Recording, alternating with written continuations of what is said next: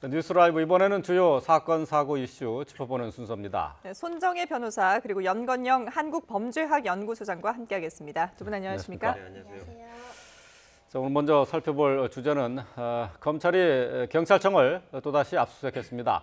청와대 하명 수사와 울산시장 선거 개입 의혹을 수사하고 있는 검찰이 어제 경찰청 본청을 추가로 압수수색을 했는데요. 지난주에 이미 지난달에 이미 두 차례 압수수색을 했고 이번에 세 번째인데 추가 압수수색에 나선 이유가 어디에 있습니까? 일단은 검찰에서 노리는 건 두 가지 같습니다. 첫 번째는 이제 1, 2차 압수수색 결과 현재 울산 선거에 경찰이 개입했다는 것을 결정적으로 입증할 수 있는 소위 말하는 칼이라고 그러죠. 정확한 포인트가 없기 때문에 추가적으로 압수를 하지 않았냐 이런 부분이 하나 보여지고요. 특히 이제 경찰의 압수수색 내용이 이전에 1, 2차와는 좀 내용이 틀립니다. 1, 2차 같은 경우에는 울산경찰청을 중심으로 해서 당시에 관계된 수사진을 중심으로 압수수색이 들어갔는데 이번에는 이제 경찰 데이터 서버 전체를 들여다보는 광범위한 압수수색을 진행했거든요. 네. 특히 내부 결제 문서나 그다음에 경찰관들 내부망 쓰는 이렇게 메신저 같은 것들이 있습니다. 이런 것들을 전체적으로 가고 있는 광주의 중앙정부 통합 데이터 센터를 이제 압수수색을 했기 때문에 경찰 전반에 대한 모든 증거를 한 번에 다 보겠다 이런 의지를 표현했다고 보여집니다. 하나 더 추가로 말씀드리면 이번에 이제 사법권 관련된 수사권 조정 법안이 통과가 됐잖아요. 이거와 관련해서 우리는 당신들이 수사권을 가진다 하더라도 계속적으로 수사를 할 것이기 때문에 이러한 부분에 대해서 방심하지 말라는 일종의 경고성 멘트도 있지 않냐 이렇게 생각이 듭니다. 지금 두 번째로 이제 검찰이 경찰에 대해서 경고성 멘트를 이미지를 남긴 것이다라고 분석을 해주셨는데 그런 부분에 대해서 상당히 이번 압수수색에 대해서 논란이 많이 일고 있어요. 일단은 검찰의 의지는 확고한 것 같습니다. 고위급 인사들의 인사 이동이 있다고 하더라도 수사 지휘 라인이 교체된다고 하더라도 실무 라인에서는 수사의 계속성을 계속 가져가면서 수사의 의지가 확고하다는 걸 보여주기 위해서 세 번째 압수수색을 진행했던 것으로 보이고요. 세 번째 압수수색을 통해서 이제 경찰 내부의 메신저 그리고 수사관들의 이메일을 들여다보겠다는 것은 그 당시 첩보의 이전 과정에서 청와대에서 본청에서 울산청으로 내려가는 그 과정에 첩보의 재가공이나 편집이 있었는지 정치 개입의 목적이 있었는지 또는 이게 통상적인 프로세스를 넘어서 어떤 남용행위가 있었는지를 실제로 들여다보겠다는 것이기 때문에 검찰은 여러 가지 수사지휘 라인 교체에도 불구하고 이 사건을 끝까지 하겠다라는 의지를 보이고 있다라고 보시면 되겠습니다.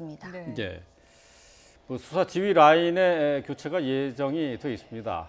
지금 추미애 법무부 장관 같은 경우 지금 이제 부장검사급의 보직에 대해서 이제 내부 공모를 공지를 했고요. 이제 이 인사는 예정이 돼 있는 거라서 다음 주 중에는 이루어질 것으로 보고 있죠. 네, 이미 지금 진행이 되고 있을 겁니다. 근데 이제 중요한 부분은 현재는 이제 수장들, 즉 각 지검이나 고검에 있는 검찰 쉽게 얘기하면 통제라는 수석 지휘관들을 이제 교체하는 상황으로 진행이 됐는데 사실 검찰 수사 같은 거는 부장 검사나 차장 검사가 거의 다 한다고 보시면 되거든요. 현재 이제 부장급 관련해서 공모를 한다는 것은 현재 내부에 반발이 있는 검사들은 약간 뒤로 미루고요. 지금 현재 추 장관께서 진행하시는 상황에 대해서 공감대가 형성돼 있는 자들은 나서라 이런 식의 개념이거든요. 그러니까 다시 한번 말씀드리면 검찰 내 반발 같은 거는 전혀 개의치 않고 현재 이 방식대로 계속 수사를 추진하겠다 또는 검찰 개혁 내지는 검찰의 인사 전환을 계속 진행하겠다 이런 의사 표명으로 봐야 될 거라고 생각이 듭니다. 또 하나 중요한 것은 지금 신봉수 2차장 검사가 가장 키포인트인데요. 이분이 이제 교체가 거의 된다고 지금 보고 있습니다.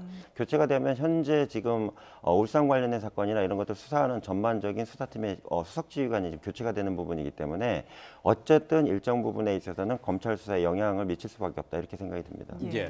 그러니까 이게 지금 지휘 라인이 바뀌어도 수사는 계속하겠다라는 의지를 보여준 압수수색이 있었다고는 하지만 실제로 만약에 이렇게 간부들이 다 바뀌게 되면 아무래도 수사력에는 동력을 잃게 되지 않을까 이런 전망들이 많은데요. 통상적인 전례에 비춰보면 내가 의지를 갖고 있던 수사를 손을 놓고 새로운 담당자가 왔을 때 그것을 이어받는 경우에는 수사의 실체를 제대로 파악하지 못하거나 의지가 조금 약해지는 측면이 있어서 이 계속성과 동력이 조금 상실될 측면은 분명히 우려되는 상황입니다.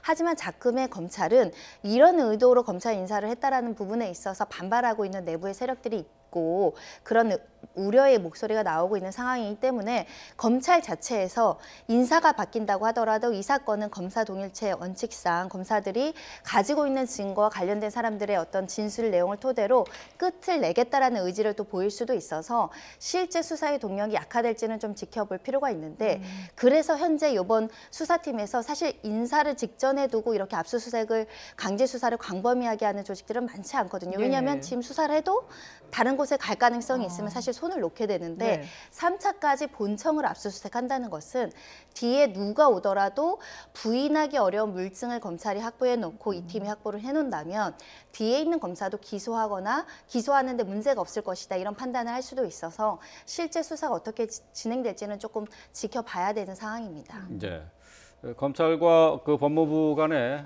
일정한 긴장 관계가 계속 유지가 되고 증폭이 되고 있는데요.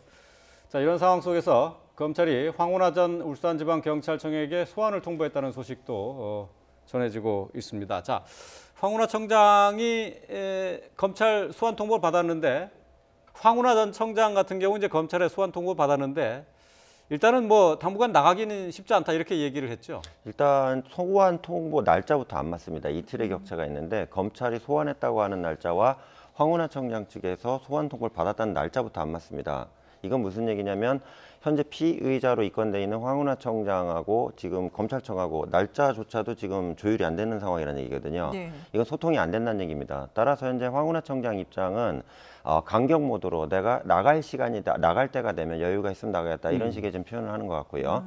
검찰 입장에서는 현재 그 윽박 지르기 식으로 체포영장을 발부해서 강제 구인하겠다. 지금 이렇게까지 얘기가 나오고 있거든요. 네. 그래서 제가 볼 때는 마주보고 현재 달리는 상황이지만 중간에 어쨌든 그 소환이 됐기 때문에 나가야 되는 건 맞기 때문에요. 이 부분에 대해서는 황운하 청장이 좀 미루기가 좀 어려울 것 같고요. 예. 다만 황 청장 입장에서 노린다고 하는 부분은 뭐냐면 현재 수사진이 교체가 되거나 아까 얘기한 차장검사나 부장검사가 교체가 되는 상황이 발생하게 되면 본인의 소환 시기에 늦춰질 수밖에 없는 건 예. 본인이 알고 있거든요. 네. 이러한 어떤 어드밴티지를 적극적으로 활용하려 하지 않냐 이렇게 생각이 듭니다. 일단 그러니까 인사가 나고 난 다음에 네. 검찰의 수사진이 바뀌고 나면은 수사를 받겠다. 뭐 이런 얘기도 되겠네요. 왜 그러냐면 담당 검사부터 해서 뭐 어쨌든 공판을 걸게 되면 내용을 알아야지 재판을 걸고 기소를 해야 될 거 아니에요. 그러니까 앞에 나와 있는 내용들이 지금 현재 최소한 반년 이상 수사를 했다면 수사량이 제가 볼 때는 1000쪽 이상의 방대한 내용이 지금 조사가 돼 있을 겁니다. 네. 이 내용을 전부 다 읽는 데만도 시간이 많이 걸리기 때문에 이런 부분의 입장에서는 황 청장이 현재 시간을 미룰 수 있는 여유가 충분히 있다 이렇게 생각할 수 있다는 얘기죠. 예. 그러면 그 안에 지금 조금 전에 말씀하신 것처럼 검찰이 체포영장 청구까지 해서 강제로 소환하겠다라는 계획도 세우고 있는데 이거는 현실성이 어느 정도 있을까요? 현실성이 낮아 보이는 것이 한우나 총장이 이야기하는 것이 변호인들 통해서 소환 통보를 했었고 나는 몰랐다.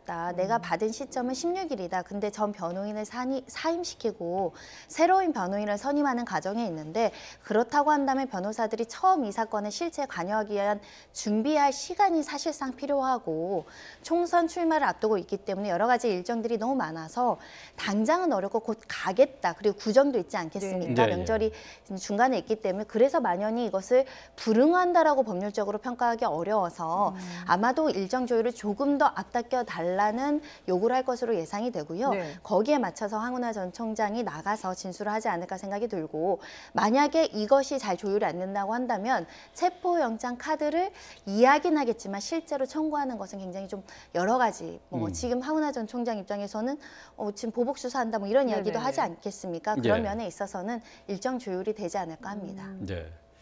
자, 황운하 전 총장 같은 경우 지금 관심을 받고 있는 것의 또 하나는 총선 출마 얘기예요. 지금 어제까지였죠. 이제 공직자 같은 경우 총선의 입지자들은 공직 사퇴 시한이 어제까지였는데 네. 사표를 내긴 냈어요. 근데 아직 수리는 안 됐잖아요. 수리가 안 돼도 일단 낸 시점이 있기 때문에 그 부분을 기준으로 하는 걸로 알고 있고요. 아, 예. 다만 이제 그 명퇴 신청이 안 받아졌다는 부분에 대해서 황 청장 상당히 좀 고뇌를 했을 것 같습니다.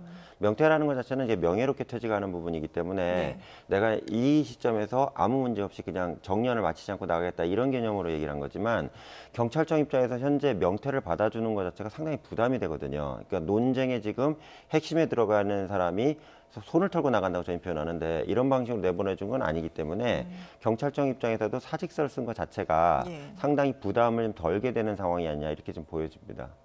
그래요. 예. 경찰 입장에서도 부담이 덜어졌다고요. 그렇죠. 명태를 수용을 하게 되면 정당성을 인정하고 일종의 경찰 쪽에서 지지하는 형식의 어떤 내용들이 보일 수 있거든요. 네네. 근데 다만 명태가 아니고 본인이 고인의 일실상의 이유로 출마를 이유로 사직을 했기 때문에 이런 부분 입장에서는 경찰이 많이 부담을 덜는다고 저는 생각이 듭니다. 예, 알겠습니다. 총선 출마를 결심하고 있는 황운하 청장, 전 청장의 검찰 출석 과연 언제쯤 이루어질지 지켜보도록 하겠습니다.